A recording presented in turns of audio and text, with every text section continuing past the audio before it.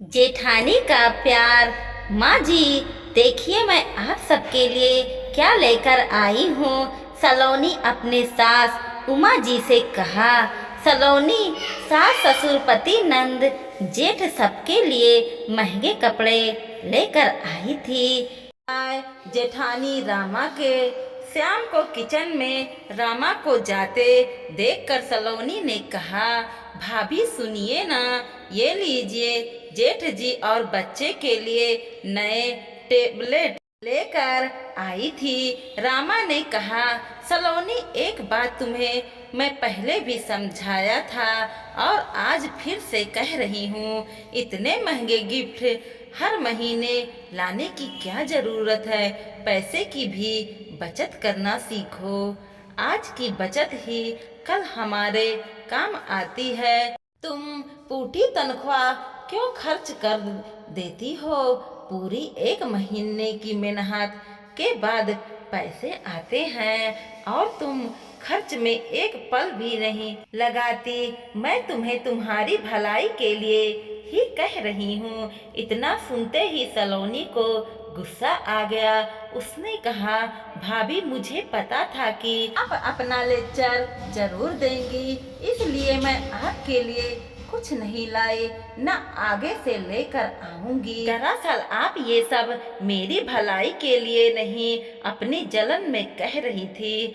आपको जलन होती है कि आपसे ज्यादा कमाती हूँ। आप सबके लिए इतने महंगे गिफ्ट ला नहीं सकती, क्योंकि इसके लिए बड़ा दिल होना चाहिए, जो आपके पास तो बिल्कुल भी नहीं। आप एक मिडिल क्लास कंजूस औरत हैं।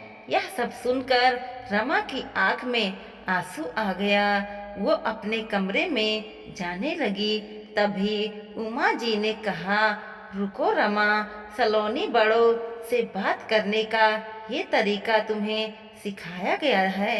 रमा ने तुम्हारी भलाई के लिए ही तुम्हें बचत करने के लिए कहा और तुम उसको जलन कंजूस नाम दे रही हो। आज एक बात मेरी तुम ध्यान से सुन लो, तुम्हारे ये महंगे गिफ्ट या कोई और चीज मेरी बहू की जगह नहीं ले सकती। और हाँ, अपनी इस बात के लिए तुमको एक दिन पछतावा जरूर होगा। सलोनी वहां से पैर पटकते हुए गुस्से में अपने कमरे में चली गई। सलोनी ने अपने पति अमन को ये बात बताई, अमन बुरा मत मानना, लेकिन मैं चाहे कितना भी कोशिश कर लूं, लेकिन भाभी की जगह कभी नहीं ले सकती, क्योंकि मैं लव मैरिज की और जेठानी जी माँ जी की पसंद की हुई बहू हैं, इसलिए माँ जी को ज्यादा प्यार करती हैं। और वह भी पूरी बात बताई। तब अमन ने कहा, सलोनी आज एक बार फिर मैं भी तुमको समझा रहा हूँ कि जितना गलत भाभी को समझती हो, वो इतना ही समझदार और सुलझी हुई है। तुमसे तो वो कभी जलन रख ही नहीं सकती, क्योंकि उन्हें पूरी घर में हमारी शादी के लिए राजी किया था। देखो अमन, तुम नहीं समझ रहे, मैं कोई छोटी मोटी घर की बेटी नहीं। तुझे पैसे की कोई कमी नहीं। मैं अपनी शौक के लिए ही नौकरी करती हूँ, वरना मैं जो चाहूँ तो मेरे पापा मुझे तुरंत दिला दें। पापा का इतना बड़ा बिजनेस है, मैं क्या बचत की चिंता करूं? सलोनी ने कहा।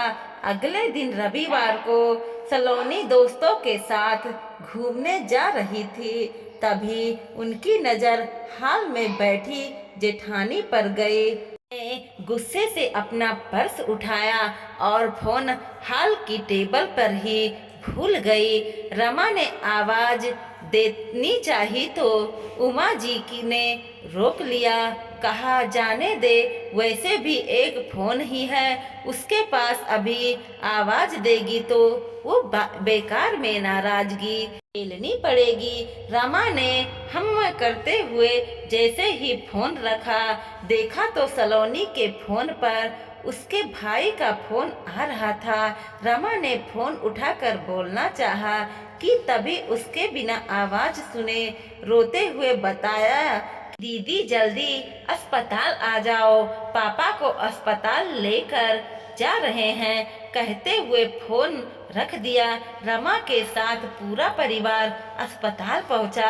वहां जाकर पता चला कि उसके पार्टनर ने उन्हें धोखा दे दिया और धोखे से सब कुछ अपने नाम करवा लिया।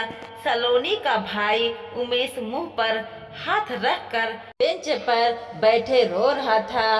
तभी रमा ने उसके सिर पर हाथ रखते हुए कहा, उमेश क्या बात है, अपनी बड़ी बहन को नहीं बताओगे? उमेश आश्चर्य से रमा को देखने लगा और सारी बातें बताई कि अभी पैसे जमा नहीं किए गए तो डॉक्टर इलाज नहीं करेगा। मुझे और माँ को पापा ने पैसे की कभी डिटेल नहीं बताई। अभी मेरे पास इतने पैसे नहीं। सलोनी दी भी नहीं उठा रही। मुझे लगा वो ही आएगी। माँ ने कहा, तो मुझे बिल दे दो, तुम आंटी के पास जाओ, मैं अभी आती हूँ। और जाकर काउंटर पर पैसे जमा किया। सलोनी ने फोन पर अपने भाई को इतने सारे मिस कॉल देखकर परेशान हो गई। तभी उसको उमेश का मैसेज रिसीव हुआ जिसमें उसे लिखा था कि पापा की हार्ट सर्जरी हो रही है, पैसे चाहिए। और उसने उस मैसेज में पूरी बात लिख के बताई। सलोनी भागती हुई अस्पताल पहुंची। तब तक ऑपरेशन हो चुका था। वह सिर्फ अमन को उमेश मौजूद थे।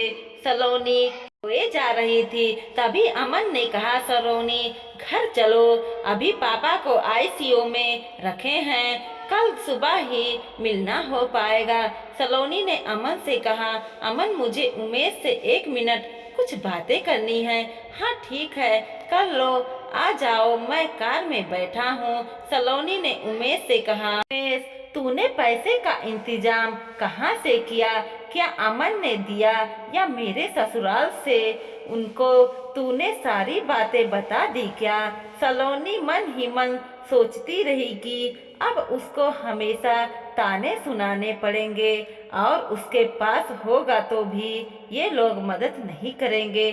सासू माँ ने पहले ही कह दिया था।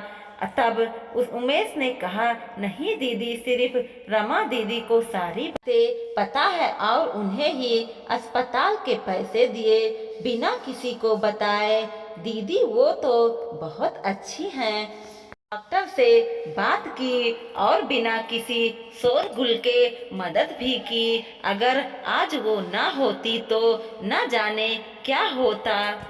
वो तो माँ को भी अपने साथ घर पर लेकर गई है।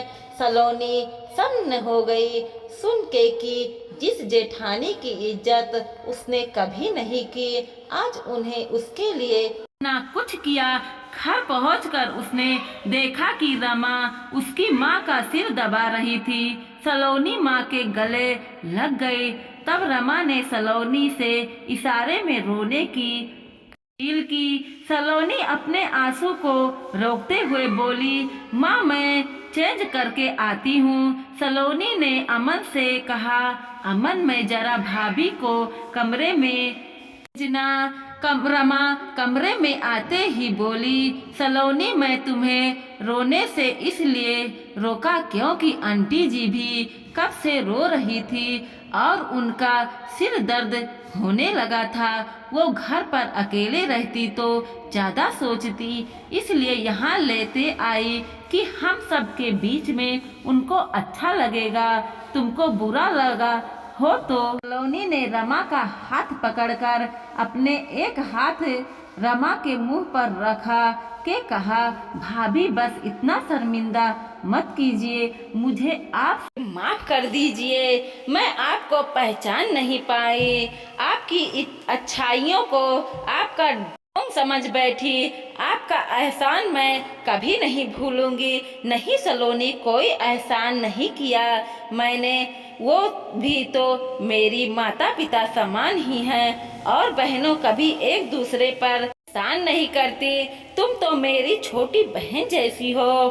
गलती करना तुम्हारी अधिकार है, समझाना मेरा काम। समझती हाँ भाभी। सलोनी ने रमा के गले लगे और रोते हुए कहा, लेकिन अब आपकी ये छोटी बहन कभी भी गलती नहीं करेगी और आपकी हर बात मानेगी, वादा रहा।